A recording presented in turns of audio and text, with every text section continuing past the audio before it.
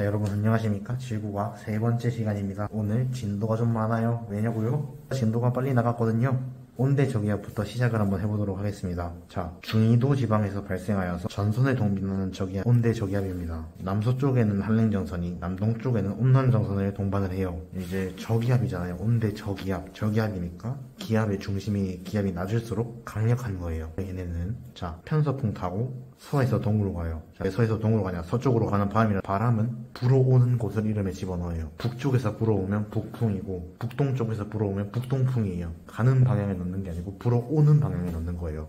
편서풍이니까. 자, 온대저기압이 어떻게 생겼냐? 저기압이 하나 있고요. 온난전선이 앞쪽에 볼록볼록 있고요. 뒤에 한랭전선이 뾰족뾰족 따라와요. 자, 비가 어디 오고. 자, 여기 따뜻한 공기가 있겠죠. 온난전선이 뭘 따라간다? 차가운 공기를 따라간다. 차가운 공기랑 따뜻한 공기가 만나면 여기서 뭐가 내려요? 비가 내려요. 그래서 온난전선 앞에서 비가 하나 내리고요. 근데 여기는 비가 어떻게 오는지 잠시 후에 말씀드릴게요. 자, 그 다음에 뒤쪽 한랭전선은 여기 따뜻한 공기가 있고 차가운 공기가 있죠. 따뜻한 공기가 만나니까 비가 내린다. 자, 그럼 이제 여기서 어떤 비가 내리는지 한번 알아보도록 하겠습니다. 자, 여기 따뜻한 공기가 앞에 있는 찬 공기를 타고 올라가죠. 타고 올라가니까 얇게 타고 올라가서 얇은 충운형 구름이 생성이 돼요. 그래서 이슬비 같은 작은 비들이 내려요. 그 다음에 뒤에 한랭 찬 공기가 따뜻한 공기를 밀어요. 그러니까 급격하게 올라가겠죠. 따뜻한 공기가 올라가서 찬 공기랑 만나니까 높은 구름이 쌓여서 쌓일 적을 써서 저군형 구름이 생겨요. 많은 비가 내리겠죠. 이런 거에서 소나기가 내리는 거예요. 이런 구름에서. 이거를 이제 그래프로 정리를 해보자면은 지역 A랑 지역 B는 온난전선 앞쪽에 있죠. 풍향은 앞쪽에 있으니까 어떤 바람이 불어요? 자, 남동쪽에서 불어오는 바람이 이렇게 불어요. 오케이. 자, 그 다음에 이 지역에는 아까 전에 얇게 구름이 많이 생긴다고 했죠. AB 지역에는 그래서 넓은 지역에 지속적인 비가 와요. 어떤 비? 이슬비. 자, 그 다음에 C 지역은 어떤 지역이에요? 아무것도 없는 따뜻한 공기가 있죠. 여기는 날씨가 맑아요. 그리고 남서쪽에서 바람이 불어와서 남서풍이 불어요. 우리가 비가 갑자기 오다가 맑아지면 지금 온대저기압이 지나가는데 온난전선이 지나가고 따뜻한 공기가 얘네가 준비해야겠구나 라고 생각을 하시면 되는 거예요. 평소에. 자, 그 다음에 D는 한랭전선 뒤쪽에 있죠. 자, D는 뒤쪽 북서쪽에서 바람이 불어와요. 편서풍을 타고 가니까요. 이렇게. 그래서 이제 이쪽은 북서풍이 불고 좁은 지역에 아까 비가 온다 했죠. 많은 좁은 지역. 그리고 E는 저기압 중심이에요. 저기압 중심. 저기압 중심에는 정수리에 바람이 그냥 딱 꽂혀요. 북풍이 불어요. 북풍. 여기는 따뜻한 공기도 있고 차가운 공기도 만나죠. 그러니까 여기는 흐리고 비가 엄청 와요. 이런 식으로 하시면 될 것 같고요. 그 다음에 여기 봐주시면 될 것 같고요. 이제 온대 쪽에서 나가서 통과할 때는 날씨가 A가 앞에 있으니까 A가 먼저 지나고 B 지나고 C 지나고 D가 순서대로 지나가요. 자, 전선이 통과할 때 어떻게 하잖아요. 기압이 차가운 공기가 있으니까 하강했다가 온난전선이 지나가면 기압이 상승을 해요. 한랭전선이 오면 다시 시원해져요.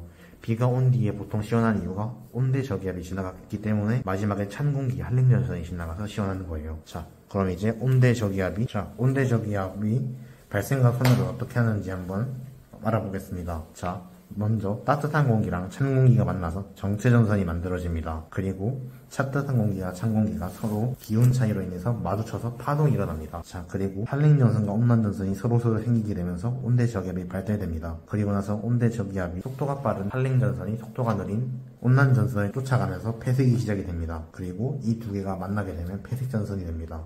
그리고 이 폐색전선은 온대저기압을 소멸시킵니다. 따뜻한 공기가 위쪽으로 차가운 공기가 아래쪽으로 가는 대류가 일어나서 완전한 온대저기압이 소멸하게 됩니다. 이렇게 하면 온대저기압에 대한 것은 끝이 났습니다. 그럼 이제 지난번에 풀다 말았던 문제를 한번 풀어보도록 하겠습니다.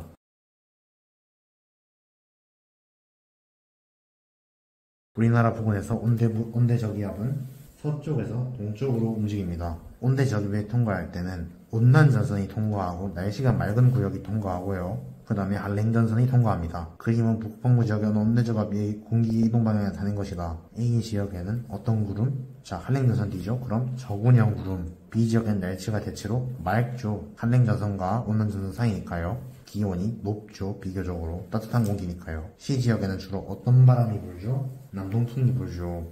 우리나라에서 앞으로 날씨를 예측하려면 어느 쪽? 서쪽에서 오잖아요. 서쪽에서. 그러니까 서쪽의 날씨를 관측해야겠죠.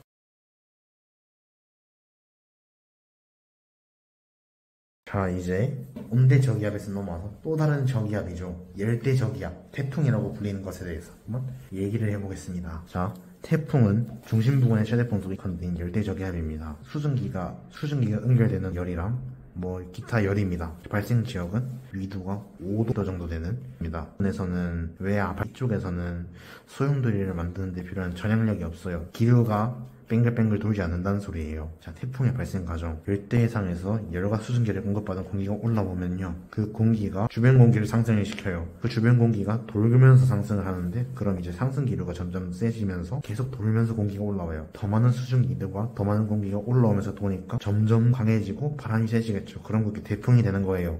그래서 수증기가 많이 올라와야 되니까 온도가 높고, 그러면 더 태풍이 잘 만들어져요. 그렇다고 너무 높아지면 안 만들어져요. 자, 태풍의 구조 어떻게 돼 있냐? 태풍의 구조는, 태풍은 저기압이잖아요. 저기압은, 자, 반시계 방향으로 공기가 들어와서 공기가 위로 올라가죠. 그렇게 해서 여기도 반시계 방향으로 공기가 들어와서 올라가는 상승 기류를 띠고 있습니다. 근데 예외적으로 태풍의 눈쪽은 하강 기류를 띠고 있어요. 여기서 공기가 내려가서 공기가 다시 올라오면서 태풍의 수명을 연장시켜주는 역할을 합니다. 자, 여기는 하강 기류가 있어요. 하강 기류가 있으면 구름이 없죠? 그럼 뭐다? 맑은 지역이다. 태풍이 우리나라에 들어왔어요. 근데 내가 마침 딱 태풍의 눈에 있어요. 태풍이 우리나라를 빠져나갈 때까지 태풍의 눈이 움직이는 걸 따라서 계속 움직이다 보면 나는 태풍이 온지도 모르고 비도 안 맞고 태풍을 넘길 수 있어요. 뭐 그렇게 맑은 곳입니다. 태풍의 눈이. 자, 태풍의 풍속과 기압 분포가 어떻게 되어 있냐면요, 여기 풍속이 매우 세다가 갑자기 태풍의 중심에서 확 떨어지죠. 왜냐? 태풍의 중간에는 태풍의 눈이 있죠. 태풍의 눈은 날씨가 맑고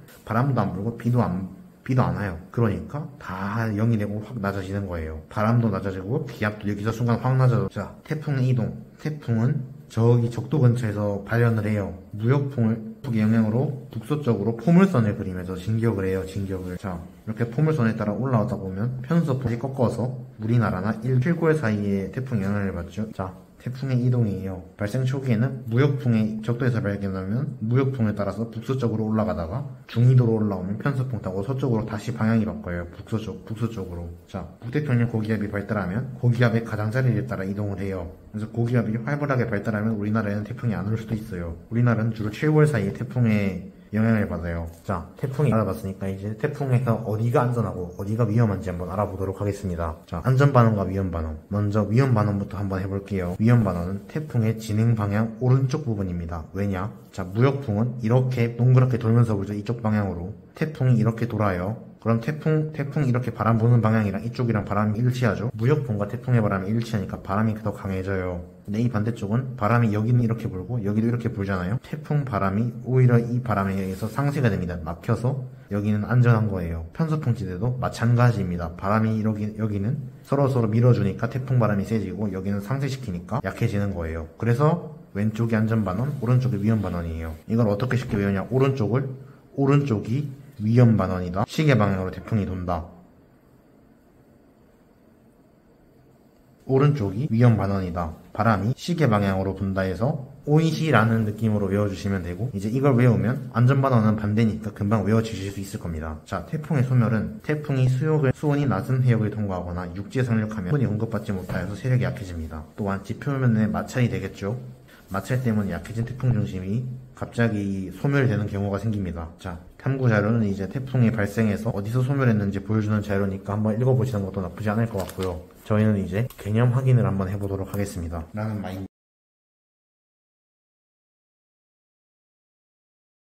태풍에 대한 설명이다. 괄호 안에 알맞은 말을 쓰시오. 중심 부근의 최대 풍속이 /s 이상이죠.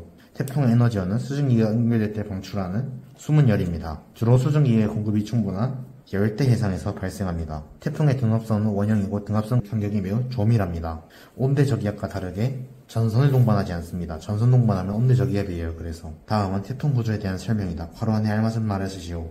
태풍은 전체적으로 상승 기류가 발달하여 저군형 구름이 형성되어 있습니다. 그리고 태풍의 중심부로 갈수록 기압이 낮아지고 풍속은 강해집니다. 태풍의 눈에서 약한 하강 기류가 나타나므로 날씨가 밝고 바람이 약합니다. 태풍은 전형점을 지난 이후 편서풍의 영향을 받아 이동 속도가 빨라집니다. 태풍의 진행 방향 오른쪽을 위험반원이라 하고, 이 지역의 태풍이 통과하면 시계 방향으로 바람이 변하게 됩니다. 태풍이 육지에 상륙하면 세력이 약해지면서 중심 기압이 높아집니다. 이것으로 태풍에 대한 부분은 끝이 났고요.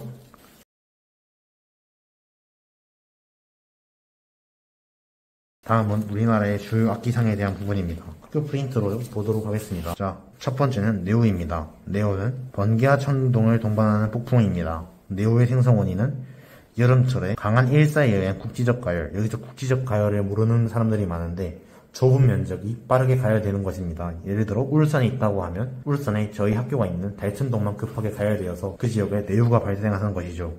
그리고 두 번째는 한랭전선에서 따뜻한 공기가 상승하면서 정란운이 생성될 때입니다. 한랭전선은 차가운 공기 전선인데요. 차가운 공기 전선에서 따뜻한 공기가 상승하면 여기서 공기가 섞여서 난리가 나겠죠. 그럼 높은 저군형 구름이 만들어지고 그 정란운에서 내유가 발생합니다. 세 번째는 온대 저기압에 의한 태풍에 의해서 강한 상승 기류가 발달합니다. 생성과 소멸하겠습니다. 첫 번째 저군 단계, 구름이 쌓이는 단계이므로 상승 기류만 있습니다. 두 번째 상승 단계에서는 상승하는 기류도 있고 하강 기류도 있으며 이때는 강수와 천둥, 번개, 우박 등이 동시에 떨어지게 됩니다. 마지막은 소멸 단계입니다. 소멸 단계에서는 구름이 소멸하는 하강 기류가 발생하고 약한 비만 내립니다. 자, 내후에 동반되는 현상은 번개나 천둥, 그리고 우박 등이 있습니다. 자, 이것은 읽어보시면 될 것 같고요. 크게 중요한 건 없어서. 자, 피해는 우박이나 번개, 천둥에 의한 인명피해나 농작물 파손, 집이 무너지거나 그런 재산 피해가 일어날 수 있습니다. 네오는 규모가 작아 일기도현처에 나타나지 않아서 예보가 많이 어렵습니다. 그 다음에 집중호우입니다. 짧은 시간 동안 좁은 지역에 일정량의 비가 내리는 현상입니다. 생성원인은 강한 상승기류에 의한 장마 오면 집중호우라고 하죠. 그래서 지속시간과 비교하면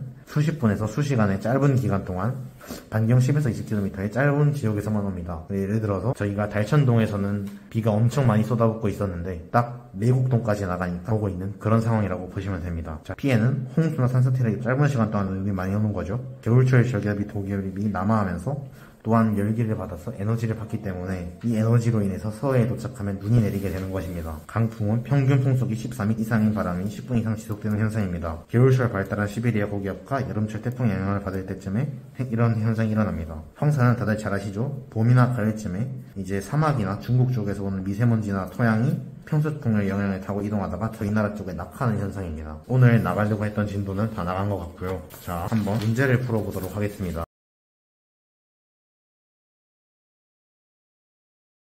자, 이제 문제를 풀고 마치도록 하겠습니다. 지난주 숙제는 이 강의가 올라간 뒤에 올라갈 거니까 걱정하지 마세요, 여러분. 1번, 그림은 태풍의 발생 지역을 파란색과 평균진로 화살표로 나타낸 것이다.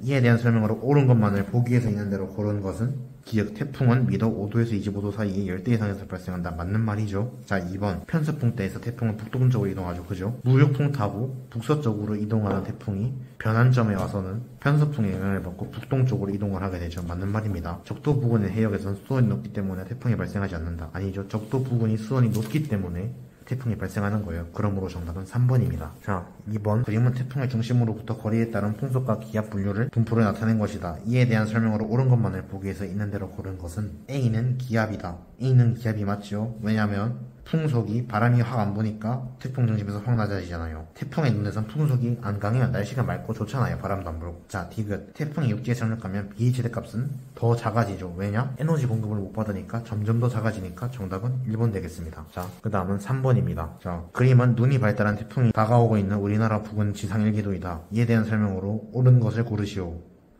자, 한번 봅시다. 중심 기압은 A가 A보다 B가 낮다. 자, A 2016이죠. 여기 2012예요. 근데 여기서 엄청 조밀하게 기압선이 들어가요. 그러면은 여긴 기압이 매우 낮아진다는 뜻이죠. 그럼 A보다 B가 낮으니까 이건 맞는 말이에요. B는 A의 해역으로 이동을 할 것이다. 아니에요. 왜냐면 고기압이 있잖아요. 북태평양 고기압이에요. 이게 북태평양 쪽에서 오잖아요. 이건 열대 저기압이잖아요. 태풍이 다가오고 있다고 했으니까 B가 열대 저기압이죠. 열대 저기압은 북태평양 쪽으로 가지 못하고 뺑 돌아서 가요. 그래서 틀린 말이에요.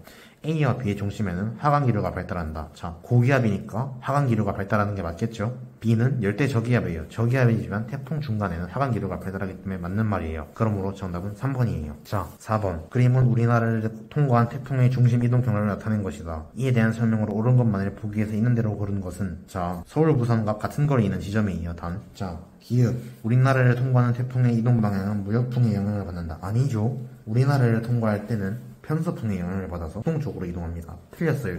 기억 들어간 거 아니에요. 자, 태풍 통과 시 최대 풍속은 서울이 부산보다 약하다. 자, 태풍의 중심은 서울과 부산에서 같은 거리를 지난다고 했지 않습니까? 최대 풍속은 서울이 부산보다 약하지 않습니까? 서울이 부산보다 약하다. 자, 오른쪽에 있으니까 부산은 위험반원에 속해요. 그러므로 풍속이 빠르겠죠. 서울은 왼쪽에 있으니까 안전반원이니까 풍속이 약하겠죠. 맞는 말이에요. 디귿. 서울의 풍향은 시계 방향으로 바뀐다. 아니에요. 왜냐? 시계 방향으로 바뀌는 건 위험 반원 쪽이 시계 방향으로 바뀌어요. 아까 전에 오위시 말씀드렸죠. 오른쪽 위험 반원 시계 방향이에요. 그러니까 반대쪽은 안전 방향이겠죠. 틀린 말이에요. 리얼. 태풍의 눈이 지나는 지역은 바람이 약하고 날씨가 맑다. 아까도 말씀드렸죠. 맞는 말입니다. 그래서 정답은 4번입니다. 자, 오늘 문제 푸는 것까지 이 정도면 다 끝난 것 같고요. 자, 숙제는 기본인 2페이지를 풀어오는 것으로 하도록 하겠습니다. 95페이지 풀어와 주세요.